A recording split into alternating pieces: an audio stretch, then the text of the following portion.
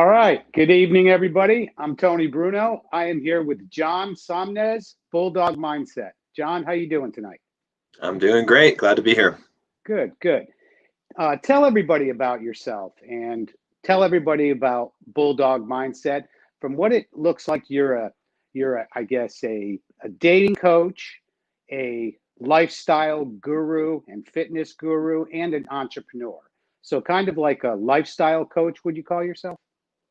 Yeah. So, I mean, my main focus is really two things, and they're very related. One of them is getting rid of the victim mindset, and specifically teaching men to get rid of this victim mindset that so many people have so they can be successful in life. And then the second one, which, again, like I said, is really related, is because it's part of it, which is being a man, like how to be a man, how to be a masculine man, like masculinity. And so the other elements that you talked about, they really come into that, right? Because I feel like in order to be a man, you need to have a certain level of physical fitness, of physicality, right? To work on yourself in that aspect, even if it's just for the mental discipline. And then you need to have the financial means to learn how to build a business if that's what you want to do, or to be successful financially. And then also the dating and relationship. You need to know how to handle women, how to get women if you want women, and how to interact with them and keep those relationships going, or the direction that you want them to be going. So now I see that first I want to talk about his physical fitness, because that's the first thing that popped out. And I'm like, wow, this guy is jacked. He's definitely has his shit together. I mean, you can see that you work hard. And that's not something that, from what I understand, came, I don't want to say easy to you, but it didn't come easy to you. You worked at it. So tell me about your physical fitness, basically, plan for somebody, and tell me about your plan that you did for yourself. Yeah, I mean, we could start with, I can show you my before picture if you'd like. I can share my screen here, and then Sure. I think that was probably a good, sure. Let's see here. Okay, so here's some before pictures. There we go. Okay. So yeah, so this is before picture. This was me. It really was me, Oh wow. Yeah. So that's incredible. Do you have pictures of you now so you can compare them? Show us, because I've seen a lot of pictures of you. Yeah, so here's kind of like more recent. I guess this is the one that I posted today. Yeah, that's incredible. Yeah, how old are you, so John? that's I just turned 40. So. Okay. But yeah, that's I mean, that's a transformation right there. That should show a lot of guys that what you can change yourself if you have the mindset, the bulldog mindset. Exactly. Yeah. And what happened with me was, I got to a point where I had to buy like a size 46 pants, as you can see in that picture. And that was the point where I could no longer deny it, that I was definitely fat, I was overweight. And, and I just decided that, hey, I'm going to change my life. I don't want this. Like, I had all these aspirations of what my life would be like.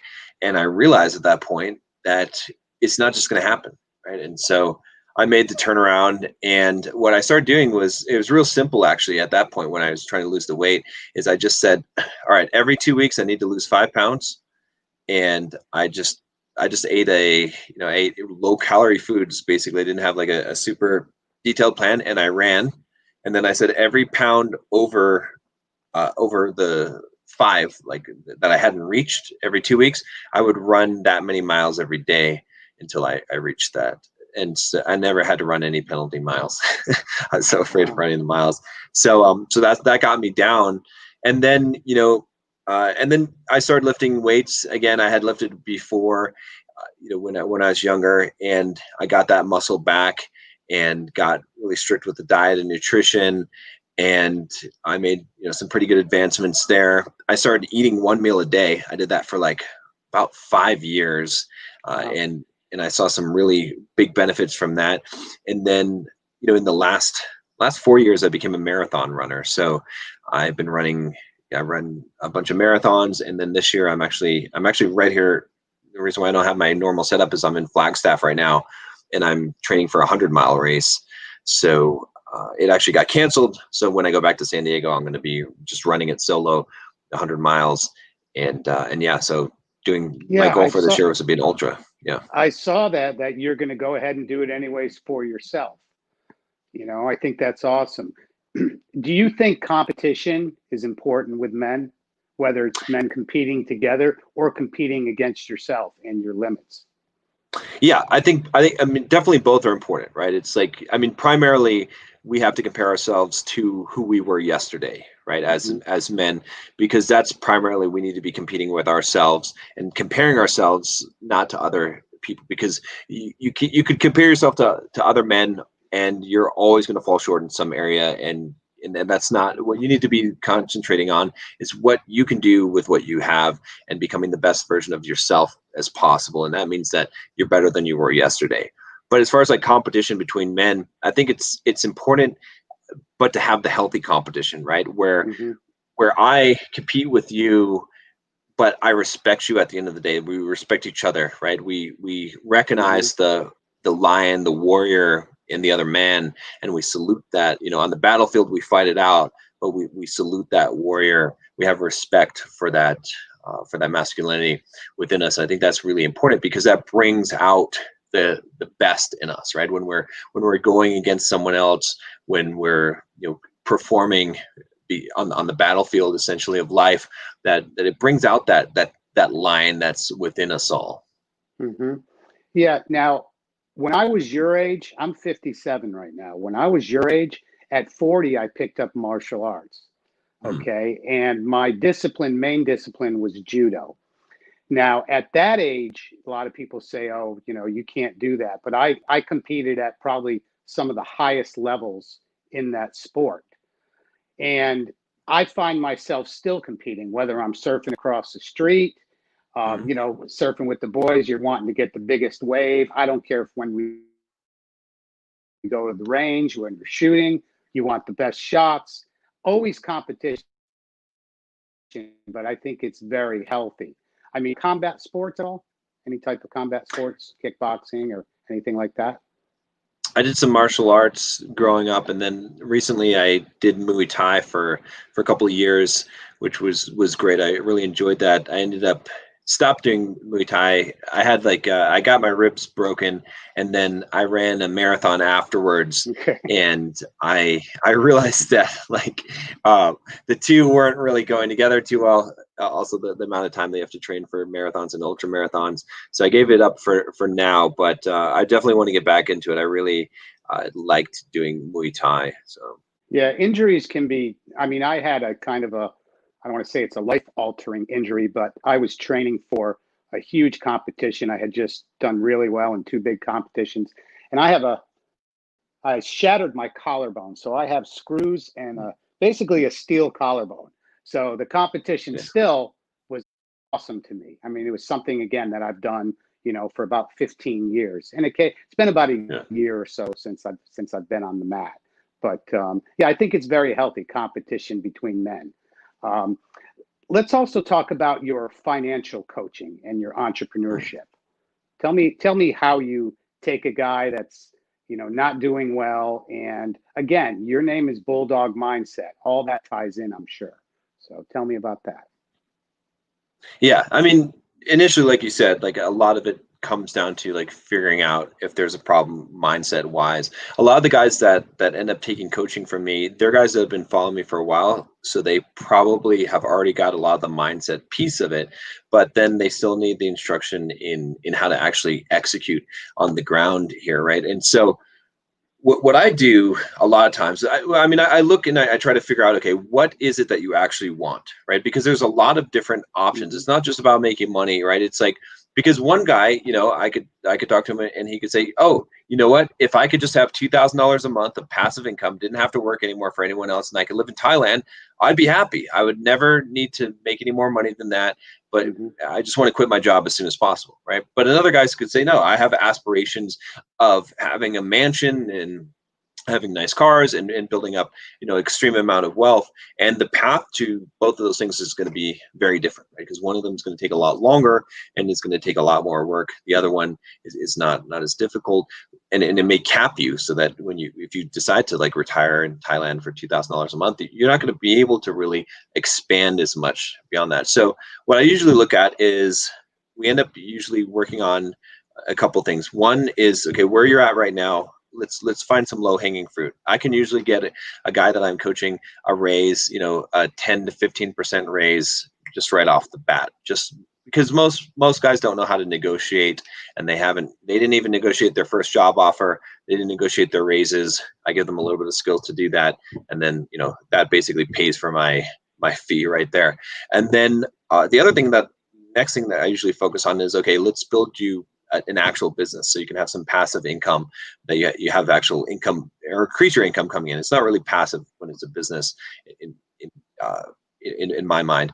But and then the third thing that I focus on is doing real estate investment. That's what really I did, which made me successful and be able to kind of retire at a young age.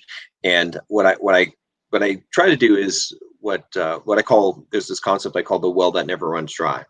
So basically, most people, what they do is they take their paycheck, okay, or the money they make from their business, and then they spend it on their expenses, and then whatever left over they save and invest.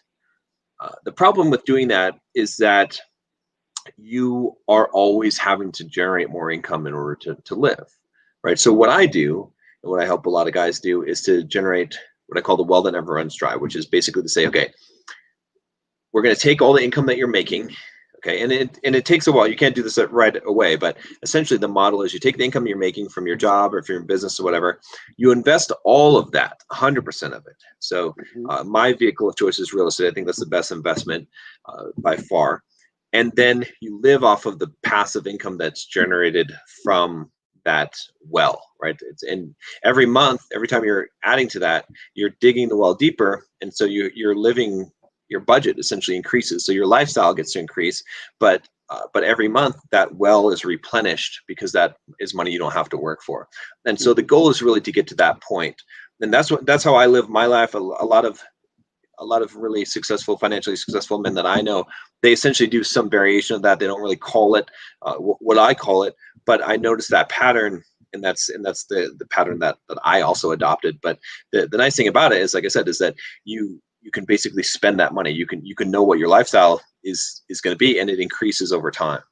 Do you find that when somebody starts making more money, they're automatically inclined to buy a bigger house, buy a nicer car, and kind of defeat the purpose of what they're actually doing? Yeah. And, when I was younger, I had that same mindset. I remember getting a raise at my job, and it was like something like $400 a month. And then I thought, oh, I can afford $400 a month more of payments. That's how I thought back then. And I thought, oh, well, I could get a car that's, $200 more a month, and rent an apartment or get this, whatever it is, pay for the cell phone bill or whatever. And that's like the completely wrong way of thinking, because see, the thing is, like, there's a difference between being rich and being wealthy. And I mean, you can make a lot of money and you could technically be rich, because there's a lot of NBA players and movie stars and whatnot that are rich, but they're not wealthy because they go broke. Like, if you can go broke, you're not wealthy. And the difference is whether you have to work for the money or not, right? And so that's the key thing. Is it's like, if you take the money that you're making and you make more money, and then you spend more money, you have a higher lifestyle, but you're having to work for that money, you're just showboating. It's not real, because you're having to generate that money every month, right? You don't have true wealth. You have true wealth when you don't have to work for the money, when the money is working for you, and that's coming in, every month.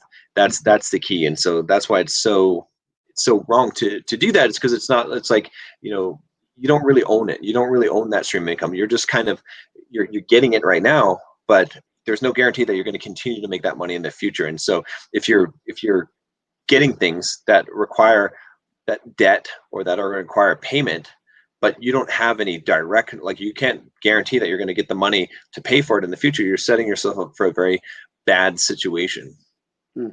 I mean, I remember the day I paid my house off, and real estate, it's something that I wish I got more involved in when I was younger, because I look at what I paid for my house, 27 years ago, and what it's worth now, a block from the beach. So how do you coach a guy into making those right choices? In other words, saying, okay, you're going to invest in this, and you have a specific plan where you're going to hang on to this property for 20 years, 30 years. So my default, right, and again, it depends on the situation and what you're trying to do, right? And actually, like, to back up a little bit, this is something that I always teach, is that net worth can be converted to cash flow. Mm-hmm. And so for younger guys, when I'm coaching them, my focus is getting their net worth up as much as possible, because we can always convert it to cash flow later. You're making money, you got a good job, whatever. Let's just increase your net worth. So we're going to still invest in real estate, but we're going to invest leveraged, right? We're going to invest where we're going to put as little money as down as possible and have as much money that we can borrow from the bank, because that leverage appreciation is really going to build up your net worth over time. Now, your cash flow is going to be zero or maybe even slightly negative. So you're not going to be putting money in your pocket every month, but you're going to be putting money in the bank for the long term, essentially, right? And then later on, when you get to the point, maybe you're like, this is a guy in his 20s, and we're getting this plan. And so what I'm having him do is buy a house every year, where he's putting 10 or 20% down on that property, and it's a break-even cash flow situation, right? The rent covers the mortgage and the expenses. So every year he's buying another house, buying another house, buying another house. Maybe it's a duplex or a fourplex if he's making more money, right? And then at some point, maybe he's like 30, 35, whatever, 40, and he says, okay, I want to retire now. I'm done working for the man, right?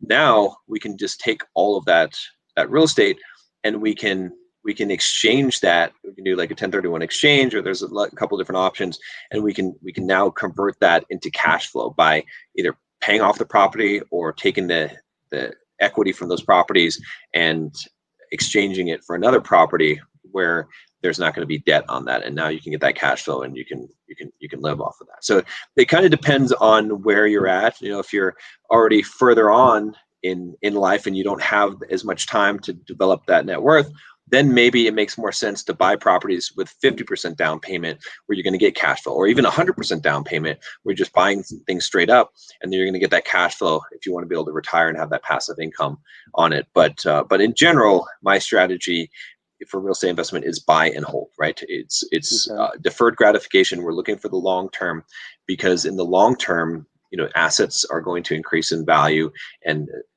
you're going to do well in real estate. In the short term, you could get burned. Things can go up and down. But if you're holding onto a property for 15 years, it's pretty much going to be a good investment. I don't know of any property that I've ever invested in that I've held for 15 years, or that anyone I know of, that hasn't turned out to be a good deal after that period of time. So, do you help a guy, say, with bad credit? Can you coach a guy from a bad credit score, or someone who has no credit?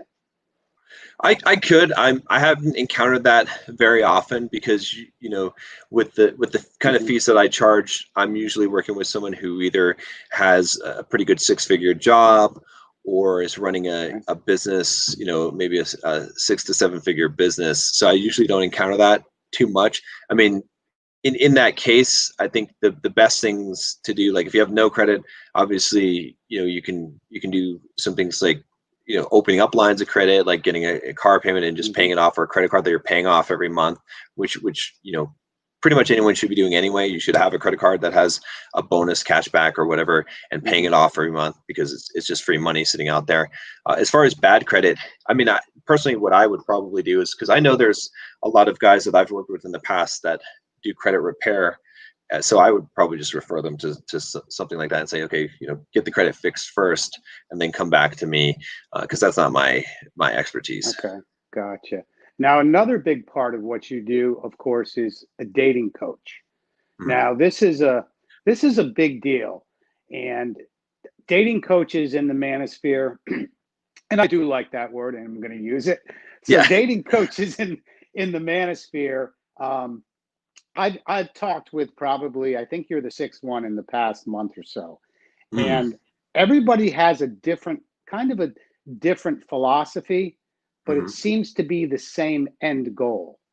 So talk to me about, like, a guy that is really not doing well with women. And another question, is it different when you coach a guy that's 20 years old or a guy that's 50 years old? That's a good question. So I'll start off with the second one. I don't think there's a huge difference in terms of what is attractive to women. The general advice I would give someone who's younger, like so say 20 versus someone's 50, is for guys that are 20, I'm really telling them, look, here's the deal. You're not going to get the hottest 20-year-old girls that you want right now because you're just not a high enough value man, right? They're looking for older men, to be honest with you. Okay. And so what I tell these guys is, look, learn to overcome your social anxiety, like to learn some game, to be able to talk to women. Don't get into a long-term relationship at all, right? And don't spend too much time going out every weekend and trying to like learn some basics, but be focused mostly on building your fitness and building your business, your money, and who you are as a man, like learning about yourself, becoming grounded as a man.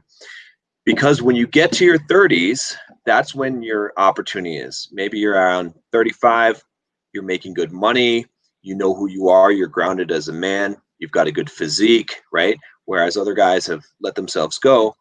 Now you're in a place where, and you have the experience with women, so you have some game, you understand, you've been around the block a few times. Now you have your selection. Now those hot girls you couldn't get before, you can get those girls because you've got all those things going. Whereas someone who's, let's say, 50, I'm going to give them different advice because hey, they don't got that. They're already should be at that point of being established in their life. But as far as like kind of that higher level advice. Now, as far as like the actual dating advice of game and where guys make mistakes and learning to attract or pick up women, what it comes down to, and I guess this is somewhat related, is my primary thing is status. I think that women are attracted to status more than anything else. And the way that I break down status is it's a combination of stuff. It is a combination of your looks, for sure. It's a combination of that with your money, which represents your accomplishments and your drive in life, and also your social skills, right? Your ability to understand and read social situations and to be smooth, or whatever, you to have game. We could call it that. And so it's all those things combined. And so you want to raise your status as much as possible. So a lot of it begins just with the internal, right? It's like, let's make you a high value man so that you're not faking something, so that you kind of already know what to do. And then we still need to tweak some things, because look, 90% of the guys that I coach, this is it. Their problem is that they're afraid that they can't go up to a girl that they're attracted to and talk to her. And so that's what I'm primarily getting them to do, is just to go do that, because a lot of the rest of the stuff will kind of solve itself. I mean, there's definitely pieces and tweaks and understanding logistics, and if you want to pick up a girl from a bar and you want to bring her back with you, there's a lot of steps involved and stuff to know about how to do that and how to create that attraction and how to move things in the sexual direction. But most of the guys that are watching, they have never even just gone and talked to a girl that they don't know and shown some interest in her. They're terrified. And I know, because I coach all these guys. Why is that, John? I mean, I speak, me and my brother have spoken about this a few times, and I remember when I first went to 21, like, all right, wow, a lot of this has to do with game and picking up women. And my brother and I have never had that issue. And I'm not sure if it's because how we grew up, whether it be from our father, or has things changed so much as far as social media and Bumble and Tinder. So what makes it hard for a guy to approach a woman? Yeah, that's a good question. I think it's a combination of factors, right? I think it's just one of those just intrinsic fears that most men have. Now, obviously you said you and your brother didn't have it, but probably the reason why you don't have it is probably because you initially had done it and had some success, and that's kind of like a reinforcing, like, that women are going to respond to you in a certain way, and so it kind of eliminates that fear very quickly in life. But most guys never actually face the fear, and so it becomes a deeper and deeper fear. Any fear that we let have a foothold in our life will take more and more of our life, and so most men have never stood up and faced that fear, and so, like I said, it grows and grows on them. And it's hard to say. It's just something. I mean, I was afraid when I was growing up. I was so scared of women I would not dare to talk to a girl and just approach her, just cold approach and try to do any kind of pickup or anything like that, because it was, I don't know, it was just like an instinctual fear that I had, and I had to really push myself to get over it. And I think a lot of guys just don't push themselves, and part of it probably is, I think one element is the internet, like the rampant pornography, right? Mm-hmm. Because if a guy, like, okay, if you don't have pornography as an option, then you're going to be more like more compelled to go out there and get what you need. Like, it's like, if your need is being met at a lower level, well, it's not the best level it could be at, but it's being met. Unfortunately, it's kind of like, if you just had dog food to eat, and Mm-hmm. you're eating the food, and you're like, it's not really good, but it's food, I'm okay, right? You're not starving, so you're not gonna like go out and kill something. Whereas if you're starving, you're gonna go out and hunt. You're gonna go and figure out, how am I gonna get some food, right? And so I think that's what, like, a lot of guys are living on video games and porn, and so they're not going out there into the real world, and they're not getting enough of a need, of a hunger to like go and face that fear and conquer that Mm-hmm. fear. And so, yeah, I think that's the heart of it. Now, approach anxiety, would you kind of say that also has to do with fear of rejection? Yeah, I mean, Isn't that it's a sort of big part of it? it's sort of an irrational fear, though, because Mm-hmm. and you can go into like the psychology of it, like the caveman days. Like, if you got Mm-hmm. rejected, then you might be ostracized, and then you can't survive on your own. Or like, if you hit on the big caveman's girlfriend. Yeah, I understand like the psychology of that.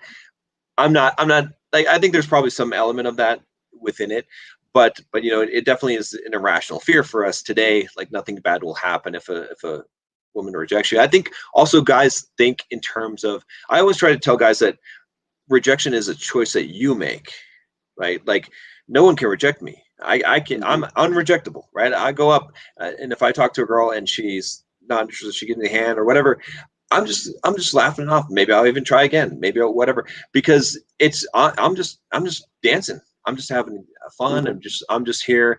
Listen to the music. This is just part of my flow, and this is what I'm doing. And it's not a personal. It's not a rejection type of thing. But if you're going up and you're like, okay, this is the stakes. I got to get this girl's number. She's got to Mm-hmm. be interested in me. And then it's like, and now you're giving her the power to reject you or not. Like, you're making that choice, and you're saying, okay, if she gives me this reaction, then I am bad. I fail. Then you're essentially rejecting yourself, right? You have to make that choice, and I think that's probably where a lot of guys go wrong. And like, when I coach guys, one of the things that I tell them is that what our goal is for you talking to women is not to get a phone number, not to get laid, none of those things at first. Your goal is to make yourself go into an uncomfortable situation and to force yourself to get it. And you win if you get yourself into an uncomfortable situation, right? And you did it. You purposely put yourself into it, which is talking to the girl. So for them, in their mind, I context shifted so that now we're talking about winning. You win every time. Every time you go and talk to a girl, you win. That's a win, right? Because now we're shifting the game, because now it's not, the idea of rejection isn't there, because you can't be rejected, because you're automatically going to win just for putting yourself in an uncomfortable situation. And that becomes the goal. And when that becomes the goal, then that can really help with that. It still is going to take some balls. You're still going to have some courage, but it makes it a lot easier, because now you don't have to fear the rejection, because the rejection, like, your goal is not to get her number or to make her appreciate Mm-hmm. or accept you. So. Mm-hmm. Gotcha. Now, in the manosphere, again, we have, I think it's the rule of sixes: 6 figures, 6 foot tall, and six-pack abs, I think is what it is. Now, when I heard that, and I'm like, fuck that, that's bullshit. Right. Because I'm Yeah. 5'7", 166 pounds, and I got a bald head, and I Yeah. didn't have an issue. So Right. Exactly. to me, again, it's a mindset. So I had one dating coach say to me, well, it's because, you know what, you might have talked to those 2 women, and those 2 women don't like a guy that's 5'7" with a shaved head, but there are women that will. Uh, So women don't know what they want or what mhm. they like. if they'll tell you what they think they want, there's certain things that they'll swipe on in a Tinder app, but that's not real life, Mm-hmm. right? Real life is you being there in 3 dimensions and being yourself, like how you present yourself. And so it's sort of, again, a lot of guys, the black pill kind of incel kind of community, Mm-hmm. it's like, oh, it's all about looks. It's not all about looks. I have a friend of mine that, he is, okay, he's Indian. He is, I mean, he was born in India, like Indian. Mm-hmm. Okay. He's skinny. He's not super tall. Okay. And he kills it. Like he goes to, I mean, but he's super aggressive. I mean, he'll go out to a nightclub, he'll put his arm around a girl, he'll grab her hand, like he'll just like, that's how before he said a word to him, and they like it. Okay. He Mm-hmm. hardly, every once in a while he gets rejected from that, but because he's aggressive, because he's confident in himself, and he presents himself, and he knows how to talk, and he's got game. And it's like, when I first saw him, I was like, that was the thing that made me a believer. I was like, holy crap, because I'm sitting there witnessing this guy, and he doesn't have the 666. He's Mm-hmm. not even close to any of those things, but he's able to do that. So again, there's like, do looks matter? Of course they do. Does being tall matter? Of course it does. But it's not like it's not the only factor, and it's not as big of a factor as many guys think. I think a lot of guys want to look at the way that they're attracted to women and think that women are attracted to men the same way, and it's just not true. It's so different. Women are going to judge you based on a lot more factors than just how you look, and that's that's the key. So yeah, so I think that's a pretty ridiculous myth. I've seen enough stuff to, and then a lot of guys also think, okay, well, if some guy's a Chad and he's 6'3" and whatever and ripped and stuff, that he's on easy mode and girls approach him, and I can tell you that that's not the case. Like, I mean, from sometimes Mm-hmm. you get a freebie or whatever, but it just doesn't work that way, because a woman will still reject it. In fact, if you're really good looking, real tall, whatever, you meet all those characteristics, she has a high standard for you. So when she talks Mm-hmm. to you, she expects you to be slick and to be good with women. And if you're stand there stuttering and apologizing, she's going to be really disappointed, and she's going to lose that attraction for you. So yeah, I think it's kind of a ridiculous notion that has a little bit of truth to it. Okay. Now, also, I think I saw a video of you where you take guys out in the field, and I think it was in Mhm. Las Vegas. Is that correct? Yeah, yeah. Mhm. Yeah. Tell me about that. Tell me what you would do for a guy that you would take out to a nightclub in Vegas. How would you help him out personally right there? Yeah, so the big thing that, in fact, I can give you like an example of a guy, before the pandemic thing, where everything got shut down, that we went out to Vegas, and so he actually started out. We did a little bit of Skype coaching as first, to get him go to bars and stuff where he was at. But then when we met up in Vegas, we're in my hotel room, and he's like, "I'm not going to do this, man." He's like, "I can. You go out and have a good time." I'm like, "Dude, you just paid me $2,000. Okay, you are gonna do it. I'm gonna make you do, like, you're gonna, there's no way you're not gonna do this, right?" And I'm like, listen, just follow my lead, just take it one step at a time, right? We're just gonna take this Mm-hmm. one step at a time. We're gonna purposely put ourselves in uncomfortable situations, right? See, when you can get comfortable with being uncomfortable, you're like, okay, because that was one of his big hangups, is he's like, I just feel really uncomfortable. And I'm like, good. This is what life is about. It's about feeling uncomfortable. It's Mm-hmm. great. Your heart is beating. You know you're alive. This is like, I mean, do you want to have apathy, like to not feel anything? I love feeling fear. I love feeling uncomfortable. That's what Mm-hmm. we're after, right? So then, my approach is to make it so that feeling uncomfortable is not a bad thing. That's actually what we're after. So then you get excited when you feel uncomfortable, because that means something good is about to come. Because I'll tell you, the greatest feeling in life, higher than any high I've ever felt, is when I do something that scares the fuck out of me, and I do it anyway. And then, Mm-hmm.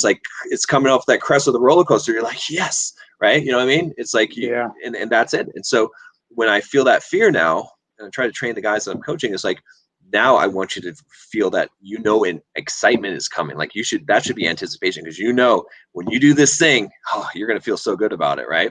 And Mm-hmm. so that's kind of the beginning, is kind of getting the mindset right, because we got to have the right mindset. then I go over kind of the basics, like, the basic stuff is like, okay, how to approach, how to open up a set, and what kind of conversation that you're going to have with them. You're going to kind of take things in sexual. And I try not to overwhelm at first, because I really just want to get them to just do it, to just open, right? And then, we go out usually, for example, if we're going to go to a nightclub, we're going to go around the casino or something like that. And I'm going to say, I'm going to demonstrate, right? I'll go up and I'll just be like, here, this girl, this girl, this girl. I'll just be like, look, see how I just do this? No problem. And I'm just talking. Group of girls, go in there, talk to them, right? And then after he's seen me do it a bunch of times, because a lot of the way that we learn is that we see someone else do something and we know it's possible, right? So many things in my life, I realized that I could do because I saw someone else do it. It's like, if that guy can do it, I can do it, right? And so that's what I want to get him. I want to get him to that point. And then I'm like, okay, now it's your turn. Now you do it, right? It's a natural, normal thing, right? He's seen it happen a bunch of times. And I was like, oh, okay. And then usually, there's a little bit of trepidation, but usually after a guy's seen me do that a bunch of times, then he's much more inclined. In fact, he's usually, I'm usually holding him back, because I'm like, oh, yeah, like, it's not your turn yet. Like, I've got to finish, because I want him to be anticipating his shot at it, as opposed to, and the reason why I do this is because up until this point in his life, he's been dreading his turn, or that he has to do this. But now I want him to salivate and say, yes, I want to go and give my shot, right? And so, then I'm getting him to pushing him into opening. And then the goal is, I'm like, okay. That's what I want to know was the goal. That's what I wanted to find out. Is like, is the end goal to get the number, to get her back to the hotel room? I mean, what's the end goal? You would want that genuine attraction from the woman to that guy, not just, okay. Exactly. So so the end goal is usually for him to get the girl back to the hotel room, right?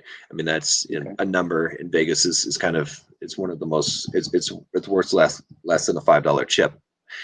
So then really what it becomes is like, okay, you want to get into the nightclub.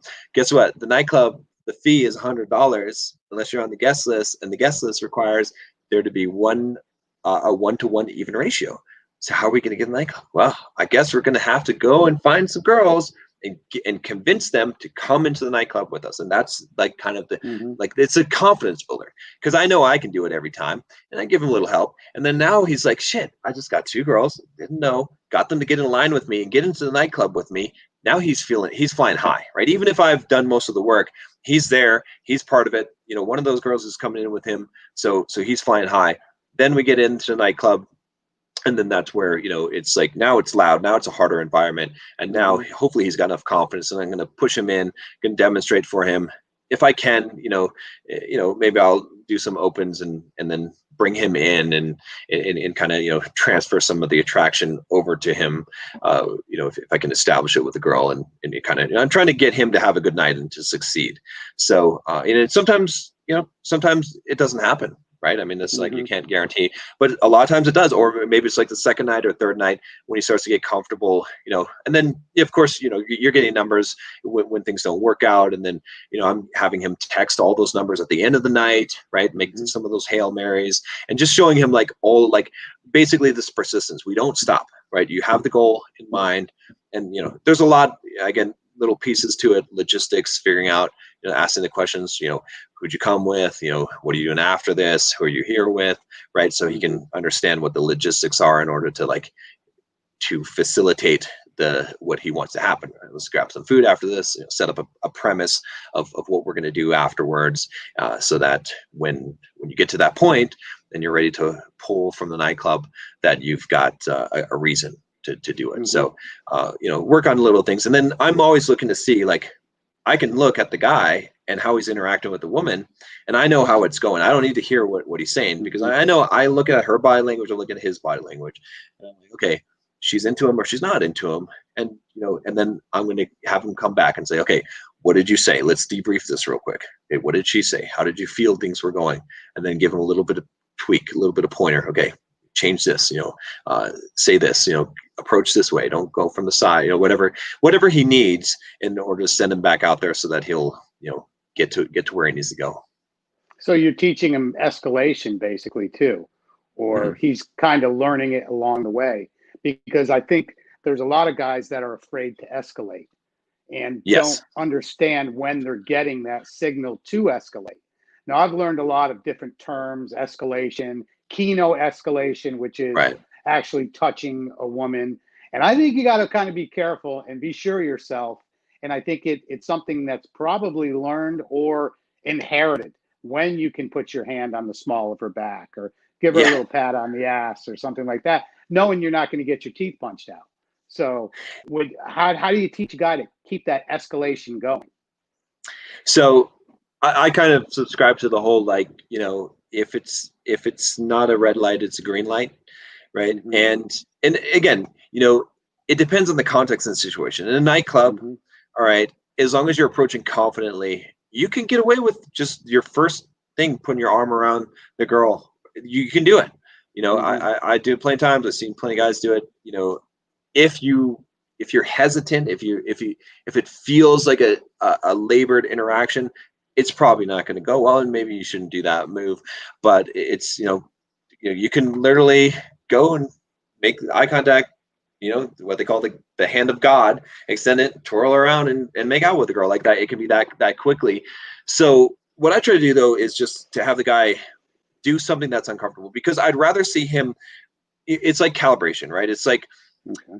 well, take this, right? For example, like finding my voice in writing or on YouTube. What I had to do in order to do that, I had to go to one extreme, and I had to back off and figure out where that boundary is, right? So I remember, making a YouTube video and be like, fuck this and fuck that, and like just swearing Hmm. and being kind of a dick. And then I realized, okay, that's not actually me, that's not my voice. But it was a lot more than the quiet John that was just, kind of trying to be super polite. It was somewhere I had to find that dynamic, right?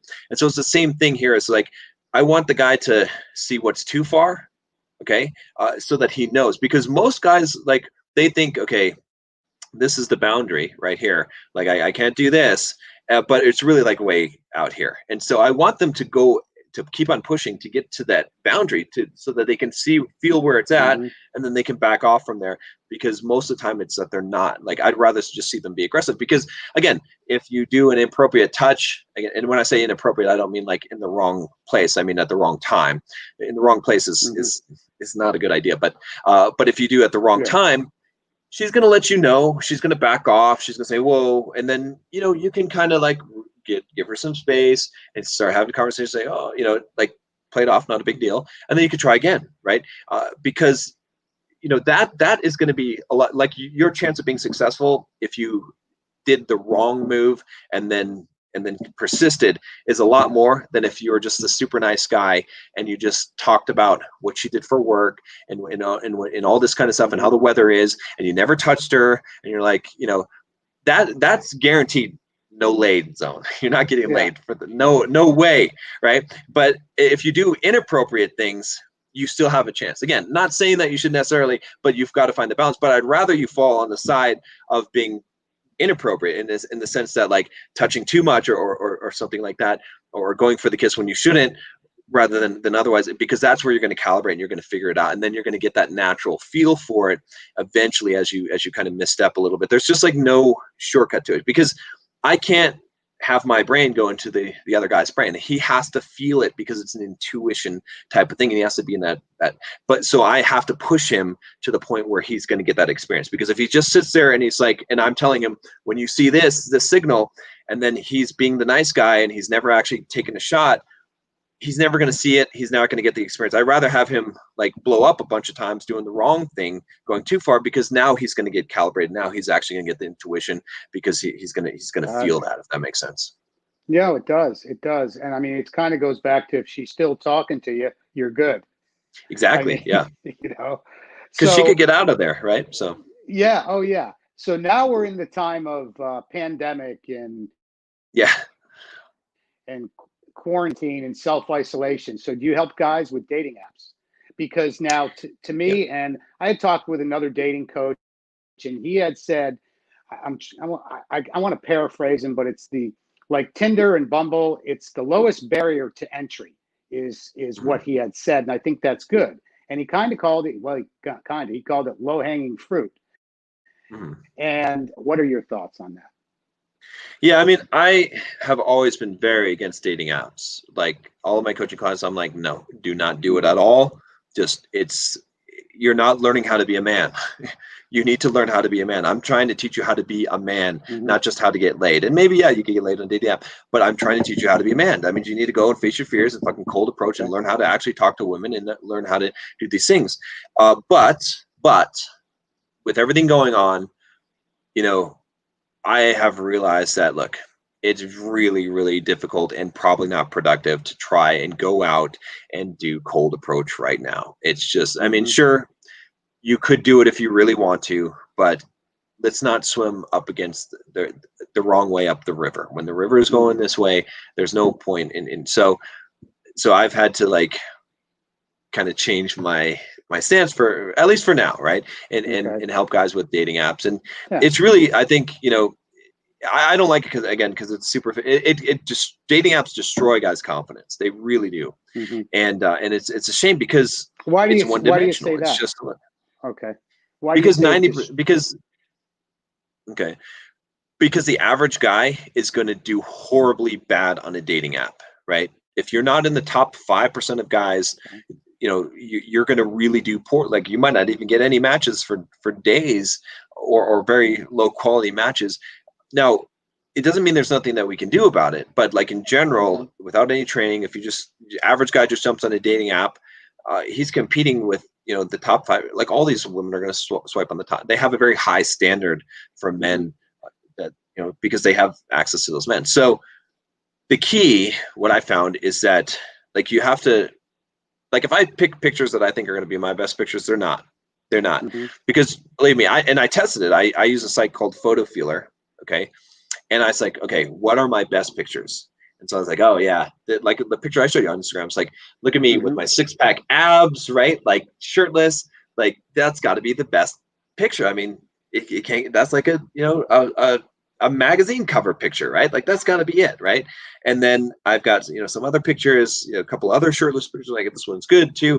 And then a picture of me smiling, eating some food, and like you know what I mean. Mhm. And I use this app to rate them, and it's not like the shirtless 6-pack ab picture does bad. It does good. Mhm. It does good. But what beats it out, surprisingly, is the smiling picture of me Yeah. eating food.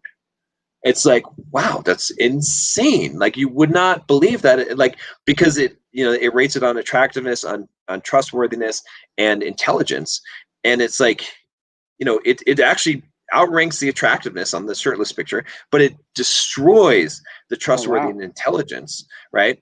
So, so what you have to do, and also not only that, but it's selecting the right pictures, right? Which you need to actually do some objective rating to figure that out.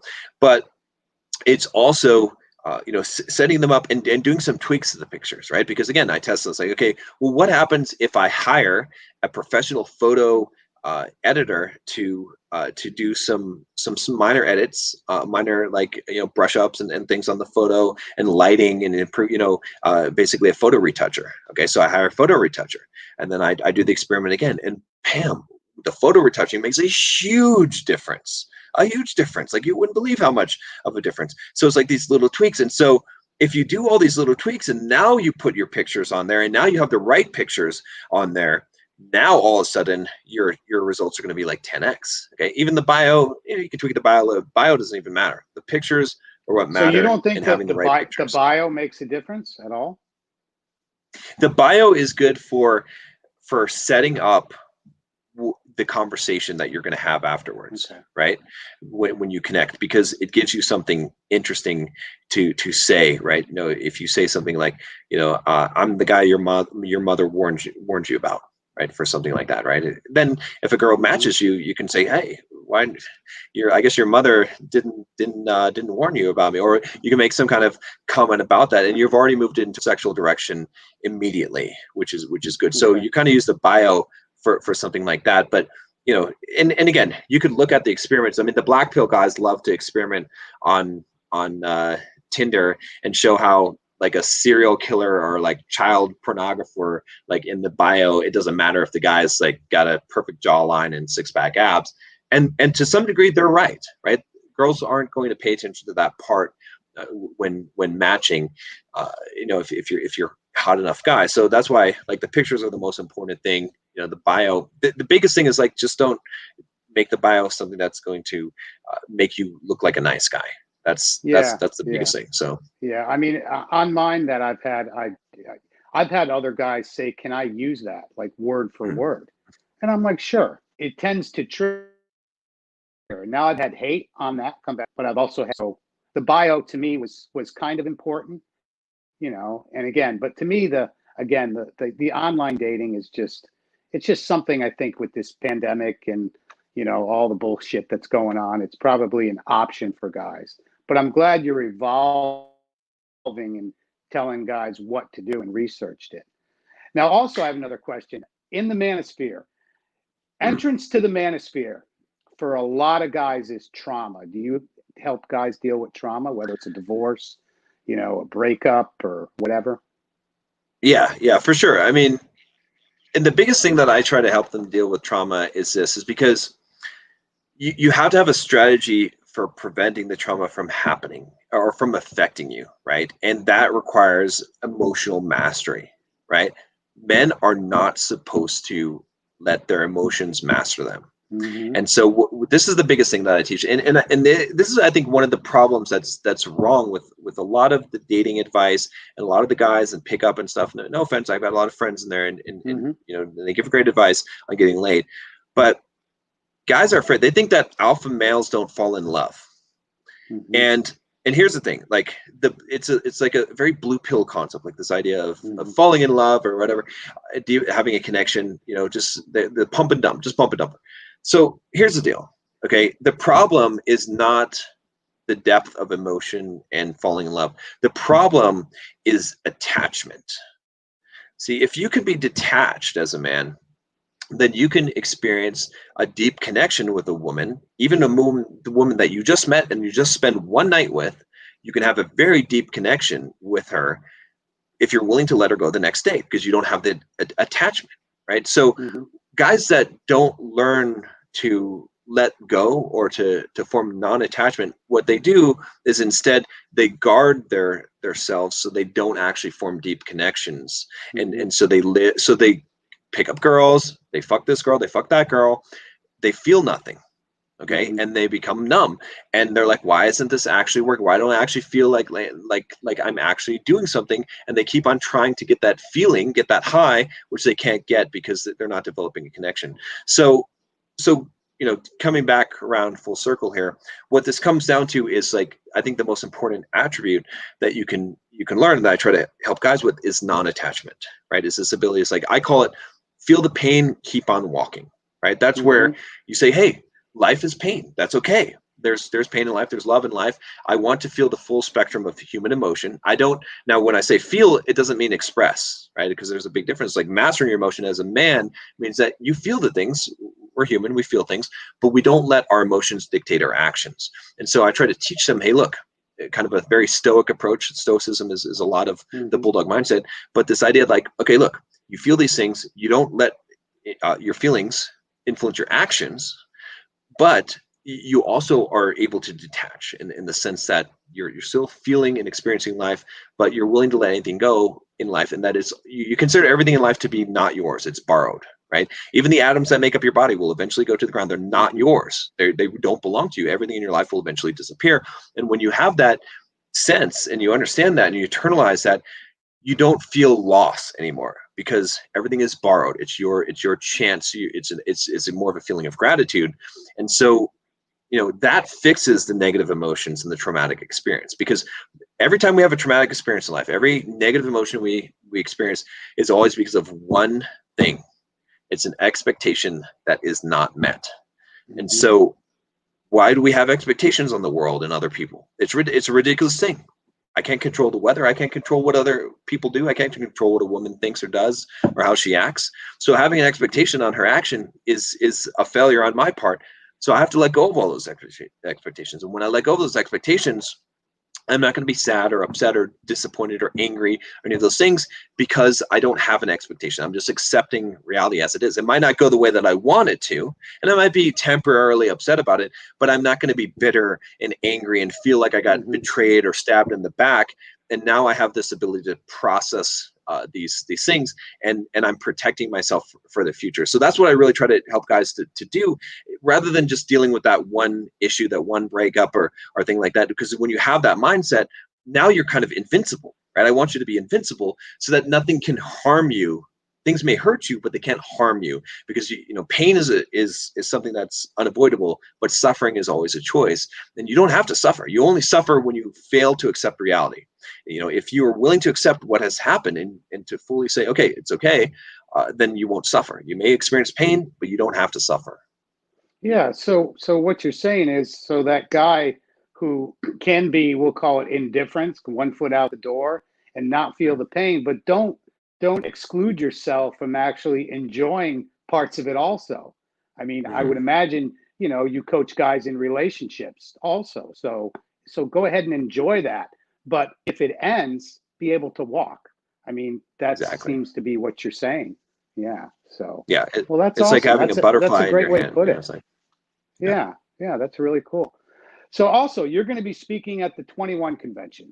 So, do you have anything planned? And I mean, what is your, let's put it this way. What is your focus of your speech going to be? That's a good question. I've been thinking Hmm. about this. I'm not sure yet. I feel like it's going to come to me.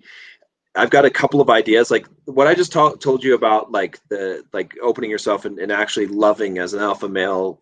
I think that's one possibility, because I feel like it's not said, and guys shy away from that because they don't understand detachment. So I think that could be a potential. I've toyed with the idea of just, the default would be to just talk about what is the bulldog mindset and how to develop the bulldog mindset. Hmm. And then, yeah, I think there's a few other kind of elements that I'm considering, but I kind of want to feel like what is the thing that's kind of being pressed upon me to share the most. And yeah, probably in the next week or two, I'll probably figure that out. So Okay, yeah, you're sharing the stage with some big hitters, and I yeah. think you've met Elliot Hulse before. Hmm. I'm sure Yeah, we're you've we're met friends. Elliot. Yeah. Have you met any other guys? Okay, any of the other guys have you met in person? I'm trying to think. I don't think so. Let's see, who else would be up there that yeah, I don't think so. I think Elliot Hulse might be the only one that I've met in person. I've talked to Jack Donovan a lot before, Okay. but he's not. I guess he's not speaking this year though. He's just gonna be there. Is what I heard. So Yeah, he uh, might be doing a workshop, I think, okay, or something like that. I think Anthony is kind of pushing toward that. So, Jesse oh, Lee Peterson. okay. Yeah, yeah, Yeah, yeah. I love Jesse. I can't wait to meet him myself. I listen to him quite frequently. So, and yeah, but yeah, that's awesome. I'm excited. I'm excited to meet you. I'm excited for this 21, which I think is going to be phenomenal. I mean, the lineup is great, just the amount of speakers, and I think you're yeah. really going to be impressed with the way everything is run. And I think you're a great addition to the 21 team and the 21 speaker roster. I think it's going to be really good. I was excited when I heard you were coming. I think that's a great step for you, and a great step for, especially for the guys that you're going to reach out to. And to me, that's the end goal of what you do, and what a lot of guys, whether, a lot of guys clash heads in the whole manosphere, let's face it. Yeah, But, yeah. the end goal to me is what's most important. I don't get involved in any of the drama crap, but the Me end either. goal Yep. to me is helping men, becoming a better version of yourself. I don't care if you're 17 or 67. I think that's the most important thing. Being the best you can be. So, but Yeah. I appreciate your Yeah. time, John, and, and a lot of guys are going to get some value out of this talk. And I look forward to meeting you here in about a month. Yeah. So, Yeah. Thank you, Tony. Yeah, and I just got to say any real quick last that words? I'm. And Oh yeah. So it's kind of chopping up a little bit, but yeah, I mean, okay, I'm in total agreement with you as far as the drama and whatnot. I don't want to get involved in any of those things. And my goal is to help men. And so, actually when I took the invite to speak here, some people were upset with me. Some guys that I know that are in the manosphere, and then a lot of my audience was upset with me. And, the thing is, like, I don't have a faction. I don't have a side. I don't belong, like, I belong to me and in my mission to help men. And I think that, it doesn't matter who you are. And I extend this invitation, just because this is going public, to any man out there, regardless if you're MGTOW or Black Pill or any kind of whatever, it doesn't matter what you are. You come to San Diego, you want to get a beer, I'll have a beer with you. I got no animosity towards anyone. I just want to help men as much as possible. And, I'm going to attack ideas that I feel are destructive towards men, but it's not a personal thing, right? I want to see all men succeed and to live better lives. And I think that you do too. And that's the thing that's really impressed me so far with the guys that I've talked to at the 21 convention, after talking to Steve Williams and your brother George and yourself. It's like, I see the spirit of, hey, we're not here to fight. We're not here to call names. We don't have any bitterness within our hearts, right? We're not angry at women. We just want to help men and help them as much as possible. And so I really appreciate that. Again, too many factions of the manosphere are constantly punching back and forth, and so many friggin' labels, whether it be black pill, blue pill. Well, he's blue pill. Well, he's not blue pill. He's purple pill. Well, he's not a purple pill. He's a MGTOW. And it's like, all right, well, which label are you going to throw on this guy? So it gets a little tiresome, but it does. But again, the end goal is to help men. And I think if everybody tends to, look toward that end goal and, knock off the knocking this guy, knocking that guy, I think we're all going to be better off, I agree. So, and I think you're on the same page for sure. John, how can everybody find you? Best place is just go to bulldogmindset.com. And then when you go there, you will see a little pop-up that asks if you want to take the Bulldog Quiz. Say yes, because you want to take the quiz, because you want to see what your score is. I'll give you a score from 0 to 100. Ask, I think, about 10 questions on everything from relationship to finance to fitness. And then if you need help raising your score, I'll send you some emails and send you some information, some YouTube videos and stuff like that. So you'll get into my world if you take the quiz. So. Okay. That sounds great, man. John, I appreciate your time, and I will see you in October. Thanks for coming on. All right. And have a good evening. Thanks a lot, Tony.